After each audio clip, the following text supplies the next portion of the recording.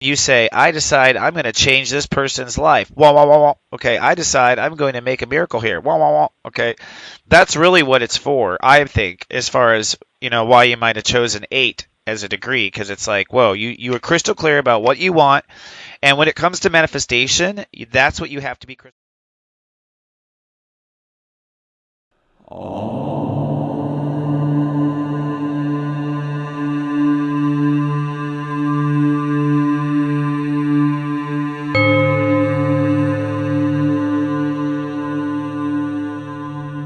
Good morning, my friend and earthly neighbor, and welcome to another fabulous week in 2017. Well, we are post lunar eclipse. Something you might have attached yourself to may have fallen out in the last week, and this week it's time to commit and launch to where you truly belong. Sensei says this was the story you were born to live. From my smartphone to yours, keep streaming for your weekly Namaste Today.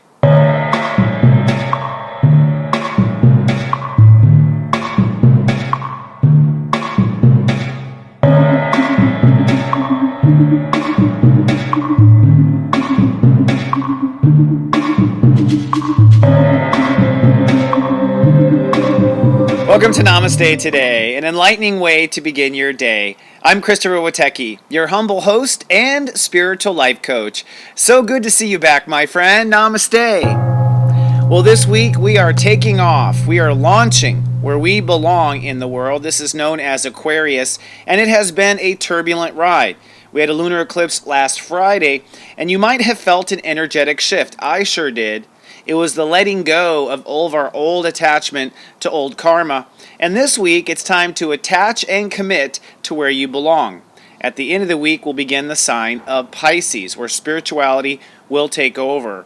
So this week, I'm going to talk about what you can expect in the upcoming week and some of the challenges to committing. And later in our tea time, it's all about taking your power back. I'll have details in our fun little segment. But first, let's take a look at the week's moods and your 5-day moodcast. This zodiac weather is for Monday, February 3rd to Friday, February 17th. Looking at the 5-day moodcast, it looks like a pretty clear week with the hardest day being on Friday, but let's look through the week. On Monday, it's overcast, cloudy, and spiritual. You'll be meditating on where to aim. On Tuesday, Valentine's Day, it is sunny and clear, and you'll be making your commitments, ironically. On Wednesday, it's sunny and aggressive, moving those commitments into action. On Thursday, sunny with a chance of being defensive. That's because you're starting to wonder if you made the right choice. And on Friday, you'll be cloudy and triggered because it is the final test. Well, my friend, it is time to meditate and decide and aim for where it is you belong in the world. So in our next segment this week, let's take a look at just how that happens. Taking a peek at the upcoming week, I believe this week is going to be a lot better and easier than last week, but it's not without its challenge. First, let's review last week. Right now, we're in the sun in Aquarius, and that means human beings all over the earth, no matter what they believe in, are deciding where they belong.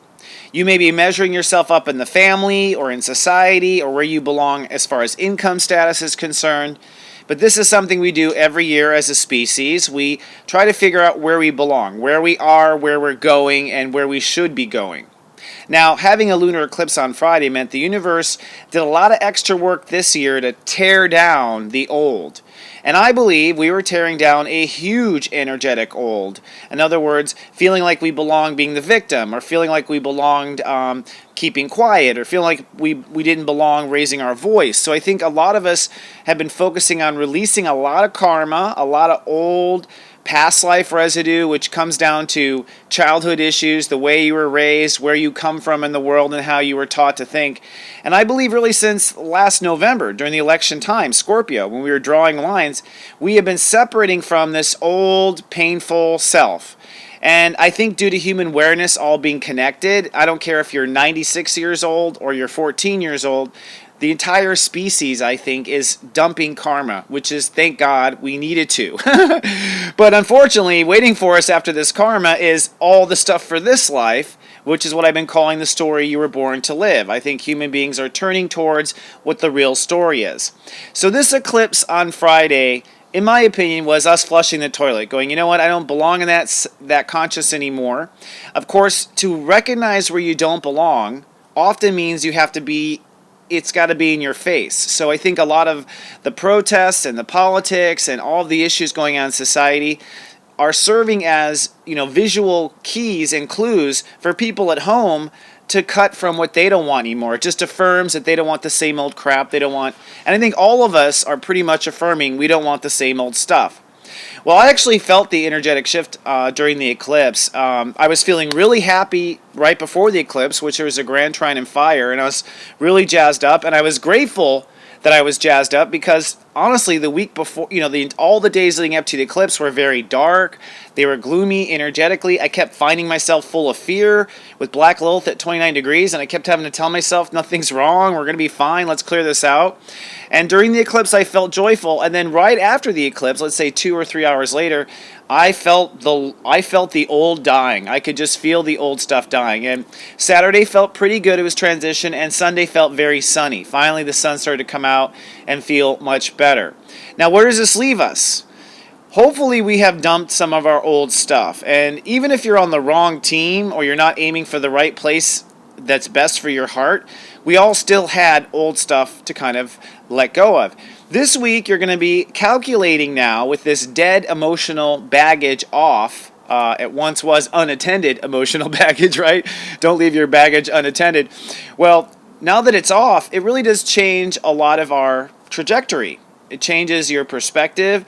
Feeling different goes a very long way, and I hope that you do feel different. So as the week starts off, you'll be very hyper aware of your feelings. The moon will be in Virgo, but then the moon goes into Libra on Tuesday, and that may cause a little disruption where you lose balance for a couple of days or so, because what you're really trying to do is get steady where you belong and figure out where you belong. Now, Tuesday is Valentine's Day, and Tuesday is the day that we will be committing to where we belong. So whether you're committed to someone or not, the idea of commitment will be heavy in the air.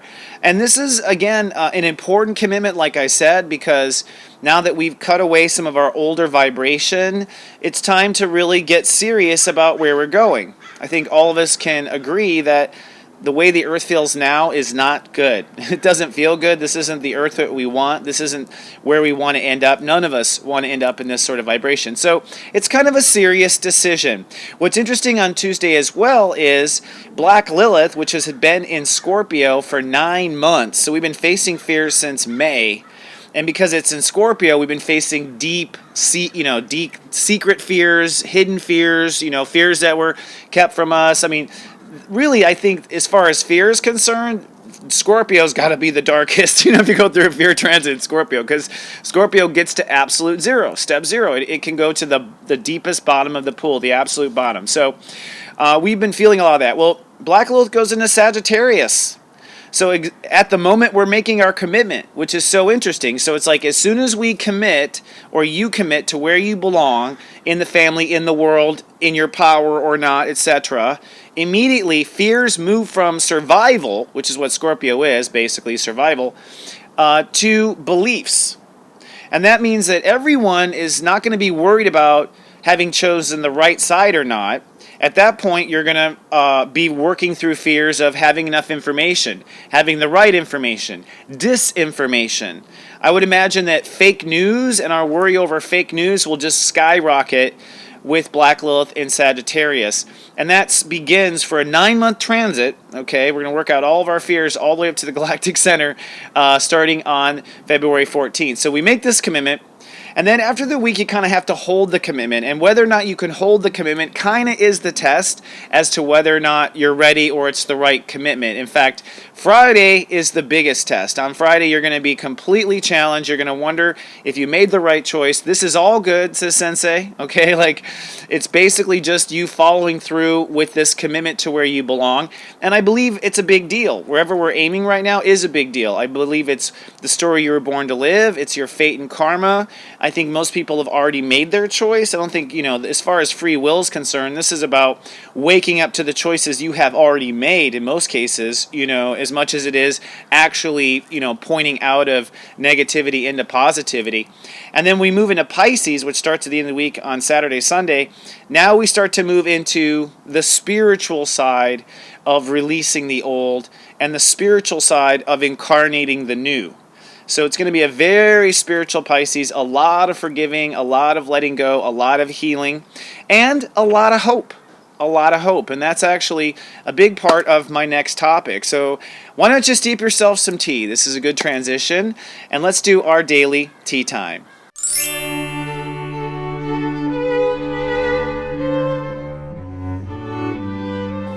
Hello, my friend, and welcome to our tea time. Today's tea time topic is take back your power. And this is, of course, on the dawn of Aquarius energy here. We're going to commit to our Aquarius vibration. We're going to commit to where we belong. And it got me thinking about where human beings are and what things are happening right now. And I think it's time to commit to belonging in your power.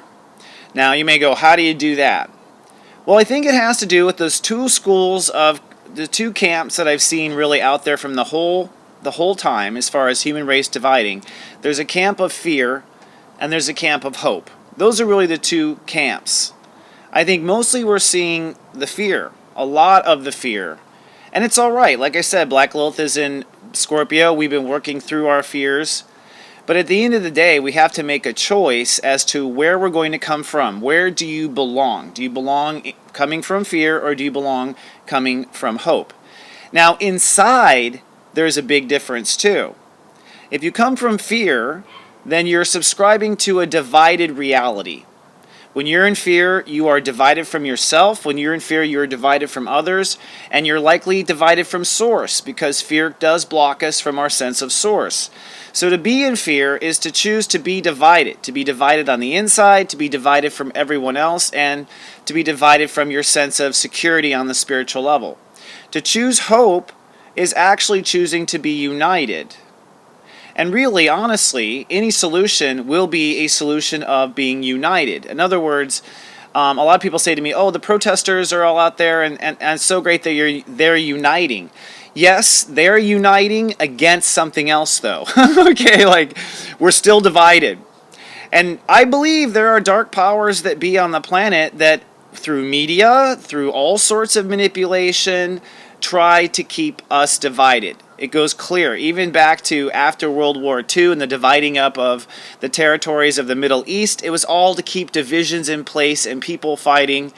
And that keeps us out of our power, because when we're divided in the outer world, we're divided in our inner world as well. And it's the fear inside you that's actually doing the dividing. It's the fear inside you. In fact, that's what I mean by it's time to take back our power. It's time to take back our power because we have given our power to outer world circumstance. We have said to ourselves, hey, I'm not going to feel good unless this happens or that happens. I'm not going to rest at night unless this happens. And every time you say that, you say, okay, my happiness is in your hands, in your hands, in your hands, which makes you feel less and less and less empowered. Now, the truth is, if you believe in the Holy Ghost, if you believe in Spirit and God, the power is in here, going within. And not allowing yourself to be fractioned off inside yourself, not allowing yourself to be fractioned off by your fears, not allow yourself to be fractioned off by judging your peers. Okay, this isn't about trying to be holy and good. This is about trying to completely not be unrattled by something outside of me. That is our power.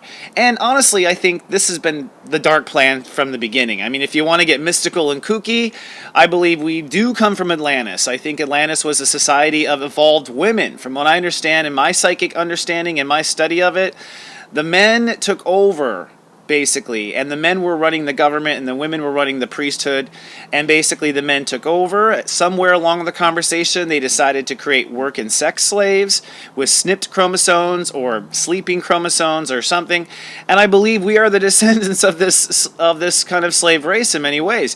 I believe we've been in 3D reality, caught in 3D reality for 26,000 years, basically all of our known human existence, and I believe it's in this lifetime that we're beginning to awaken awaken to that full 5D reality or being able to pay attention to all these dimensions. Now, it's at this time that we're supposed to awaken that there's so much damn noise in the outer world to distract us, to fraction us off, to put us in fear, and worse, to put us in conflict with each other. All right?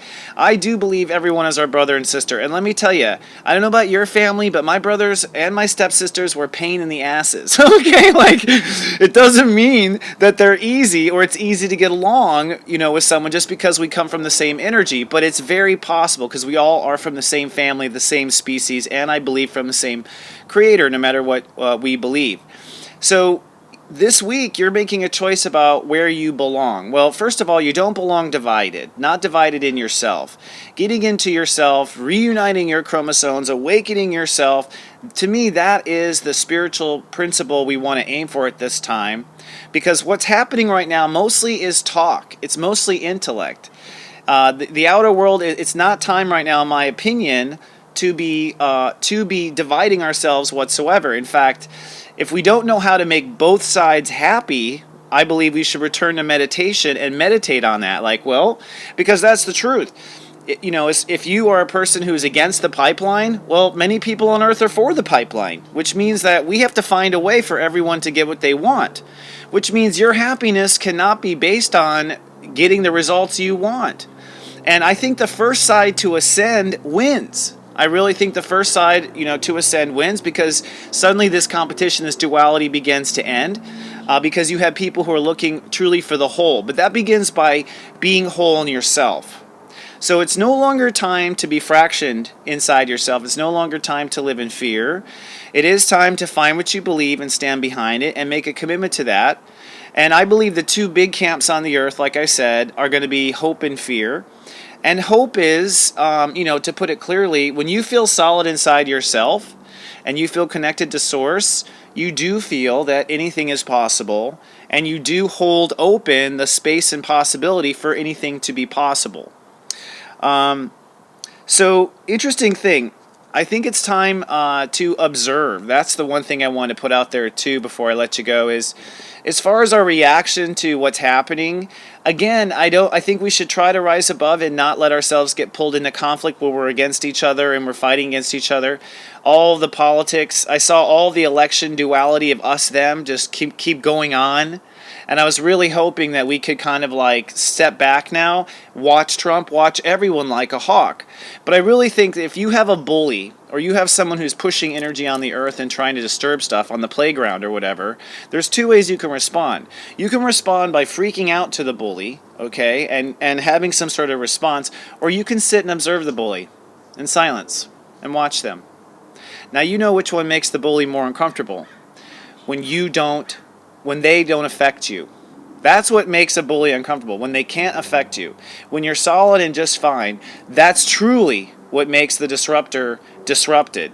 And at that point, the tables turn. Because if they're not coming from integrity and they don't have the response that they were wanting from us, they suddenly start melting down, have to think. And they're melting down right in front of us, just sitting there observing with our cup of tea. Okay, so Sensei says it's time to take back your power, which means it's time to not be attached to what happens out there, not be attached to everyone knowing that you're right, not be attached to any outer anything. To be able to step into your peace inside and be able to calmly observe the world without any kind of disruption in your heart because you are grounded and you are connected to self and you are listening to self, and it's them who's being silly right now. So by moving into that space, I think that is the most powerful thing that we can do. One last thing I'll put out there, it has to do with the outer planets, and this is where I get a lot of my mumbo-jumbo of seeing things with the time. Uranus is in Aries. The last time Uranus was in Aries was during World War II and fascism. And although it looks like we're going into fascism right now, I think that it's normal that we would think that the second time around. In fact, with karma, the second time around, you do go through what you experienced the last time the planet was in that space, but you pass it.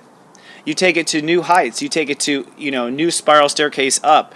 So I believe we're going to work through this fascism, and I think part of the question that's happening right now is what is strength? What is the new man? And even by having a president that we think is absolutely horrible, only begs the question of what kind of man should it be, or what kind of a woman should it be too. It's not even that, but Uranus is in Aries, so it's male. If Uranus is in Libra, we'd be talking a lot about women right now. But Uranus is in Aries, so it is really truly about man and what man pushes for, etc. And it's also about the man inside of all of us, the one that steps up. Are we strong because we have to win a fight? Are we that old school of a man? Or are we strong because we said we are strong, and so it is? So I think we're upon some interesting choices, and I wanted to put out there for you to choose hope, because it keeps everything open, and staying strong inside yourself, I think, is the best thing you can do. Now this, I can go on forever, but I think this is a good time to wrap up. Well, I hope you have a fabulous week, my friend. I want to make a quick announcement. I'm going to have a new kind of reading sale beginning this week. If you buy a half-hour reading at the normal price, I will give you a 15-minute free follow-up. And I find follow-ups are fantastic, because you get a solid reading, and you kind of walk away with a lot of information. You're a little almost drunk with information, to be honest. Most people are just, clouded. And so you almost want that follow-up later to ask questions and to connect back. Also, people are working through issues, and this has always been my most popular package or bundle, is to give a free follow-up. So if you buy a half-hour reading right now in the month of February, I'll give you a free 15-minute reading that you can use anytime this year. Come on down to SeriousJoy.tv for more details about that. And if you like to follow me on Twitter, my handle is Siwateki. If you're watching on YouTube, please be kind and do subscribe. And also be advised that I come on via voice in an audio track, a Namaste Today, 4 days a week in an audio blog, and that is available at SeriousJoy.tv. So you can tune me in. A lot of these things I talk about at the end of the week, I've been brewing on all week long. Well, I hope you have a fantastic week. Stand in your heart, make your choices. When we come back next week, we're going to be surfing our past life karma, and it's going to be a little thick at first, but we're going to get through it. And remember while you're out there that I love you, and live, love, be.